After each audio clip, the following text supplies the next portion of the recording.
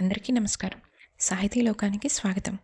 శివుని జన్మతిథి చతుర్దశిని అనుసరించి ప్రతి నెలా జరుపుకునేది మహాశివరాత్రి.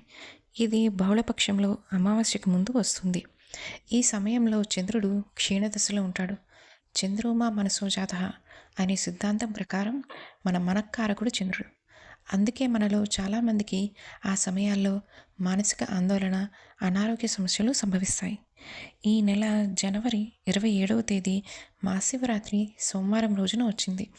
ఈ రోజు ఉదయాన్నే స్నానాధికాలు ముగించుకుని శివాలయ దర్శనం చేసి యథాశక్తి ఉపవాసం ఉండాలి. శివనామ స్మరణ చేయాలి.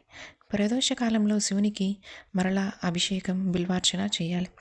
ఈ విధంగా చేయడం వల్ల చంద్రదోషం ప్రభావం తగ్గి అనారోగ్య సమస్యల నుండి బయటపడతారు. అంతేకాక ప్రతి నెల మహాశివరాత్రికి రుద్రాభిషేకం చేయించుకోవడం ద్వారా శని దోషాల నుంచి బయటపడతారు. స్వస్తి.